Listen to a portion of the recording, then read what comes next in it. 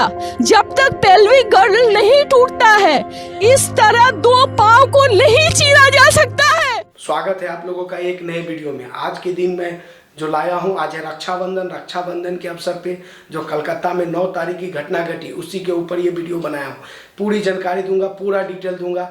आपको अगर अच्छा लगे तो ये अपने माँ बहनों और भाई बहनों के साथ शेयर जरूर कीजिएगा। इस तरह दो पाँव को नहीं चीरा जा सकता है। चश्मे को कूटा गया, जिसके वजह से आंखों से खून निकल गया। गले में गला दबाकर मारा गया। ये पूरा पोस्टमार्टम रिपोर्ट में वायरल हुआ है। आप लोग कृपया देखिए। I promise you that not a grain of the words I utter today is a lie. Bleeding from her eyes, bleeding from her mouth, bleeding from her vagina, injury all over her body. Doctor M के parents को झूठ कहा गया कि ये murder नहीं, एक suicide. Arrest की बात तो तब हुई जब प्रोटेस्ट की वजह से इस इशू को मीडिया अटेंशन मिला। जी ने पुलिस को एक वार्निंग दी कि अगर संडे तक कुछ प्रोग्रेस नहीं हुआ तो केस सीबीआई को ट्रांसफर कर दी जाएगी। ऐसा माना जाता है कि सस्पेक्ट के पॉलिटिकल कनेक्शंस थे। जहाँ रेप हुआ वहाँ कोई सीसीटीवी था ही नहीं, लेकिन पुलिस को उस एरिया में एक ब्लूटूथ हेडसेट मिला। फिर पुलिस ने जब ये हेडसेट कुछ सस्पेक्ट्स की मोबाइल से कनेक्ट करने की कोशिश की तो कोलकाता पुलिस वॉलंटियर संजय रॉय के फोन से ही ये हेडसेट कनेक्ट हुआ। द वर्स्ट पार्ट इज इस सस्पेक्ट के अगेंस्ट कई एलिगेशंस थे, जैसे एक्सटॉर्शन, इंटिमिडेशन और थ्रेट्स अगेंस्ट विमेन। उसने 2022 में अपनी प्रेग्नेंट वाइफ पर भी असॉल्ट किया था और कुछ हफ्तों पहले एक फीमेल डॉक्टर के साथ छेड़खानी भी की थी। फिर भी वो इतनी रात गए कॉलेज में क्या कर रहा था? ये मर्डर कम्प्लीटली प्रिवेंटेबल होता अगर कॉलेज और पुलिस दोनों बैकग्राउंड चेक करते। हॉल में देर रात अकेले जाना बहुत ही इररिस्पॉन्सिबल है। ताकि ऐसा हमारा समाज जहाँ चीफ मिनिस्टर ममता बनर्जी को ऐसे इंसिडेंट्स रोकने चाहिए, वो उल्टा अपनी स्टेट में प्रोटेस्ट मार्च निकाल। RG Kar medical college north Kolkata की श्याम बाजार लोकेलिटी पे बेस्ड है। ये बना था 1886 में और देश के सबसे पुराने मेडिकल कॉलेजेस में से 1 अगस्त रात के 11 बजे एक 31 साल की पोस्ट ग्रेजुएट ट्रेनिंग अपने 36 घंटों की शिफ्ट में थी। Post graduate training basically medical doctors होते हैं जो मास्टर्स की डिग्री कर रहे होते हैं, स्पेशलाइजेशन। रात में उसने अपने पेरेंट्स से बात करी और फोन में गुड नाइट बोल दिया। कॉलेज के पल्मोनोलॉजी डिपार्टमेंट के 3rd फ्लोर सेमिनार हॉल में उन्होंने खाना ऑर्डर किया और फिर वो टीवी पर ओलंपिक्स देखने लग गए। या वो नीरज चोपड़ा को सपोर्ट कर रहे थे और उस दिन उसने सिल्वर मेडल भी जीता। सेमिनार रूम 40 बाय 30 फीट का एक कमरा है जहाँ 50 लोग बैठ एक कॉरिडोर को पास करना पड़ता है। यहाँ सीसीटीवी कैमरास इंस्टॉल थे और सेमिनार रूम में कोई कैमरा।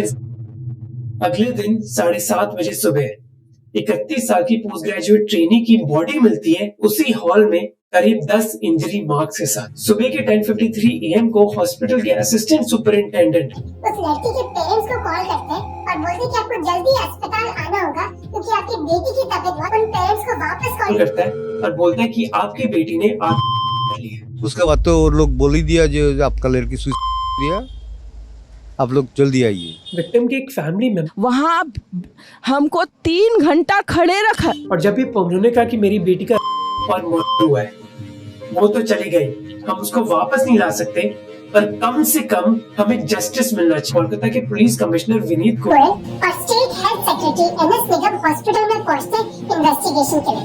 ये भी पता चलता है कि चीफ मिनिस्टर ममता बनर्जी ने फैमिली से बात कर ली है और उनको स्पीडी जस्टिस का वादा। अस्पताल के कई डॉक्टर्स और पोस्ट ग्रेजुएट ट्रेनीज ने प्रोटेस्ट स्टार्ट करी है।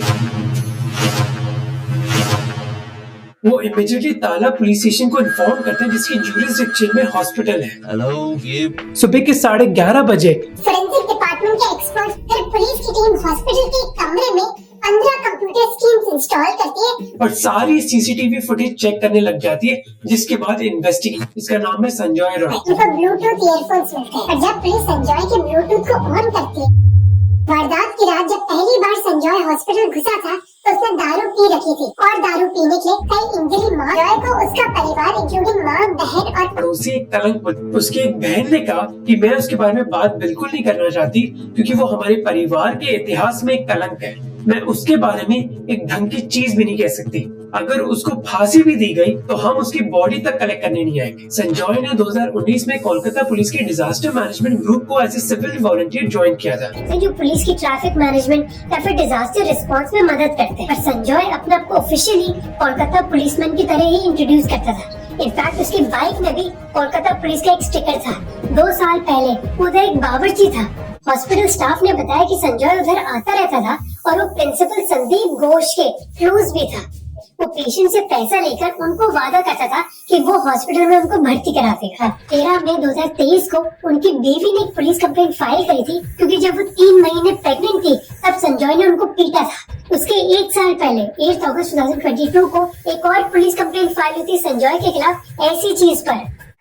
ताली कभी एक हाथ से नहीं बजती, दोनों हाथों से बजती है। ये चीज देखी जाए, अगर कोई शरीफ लड़की होती है रात को 9 बजे मतलब नहीं घूमती है, लड़के भी उतने उससे ज्यादा जिम्मेदार है रेप के लिए, ये लड़के हैं उससे ज्यादा। जो ऑटोप्सी रिपोर्ट में शॉकिंग डिटेल्स थी, उसने ये दिखाया कि ये करतूतें एक आदमी की हो नहीं सकाया कि मैट्रेस पर कई बाल पाए गए। पर डॉक्टर सुबर्णा गोस्वामी जो आरजी करके एक फॉर्मर स्टूडेंट है, उन्होंने रिपोर्ट पढ़ी और उन्होंने कहा कि रिपोर्ट में लिखा है कि मल्टीपल पेनिट्रेशंस की गई थी, जिसका मतलब है कि बस एक आदमी इन्वॉल्व नहीं था।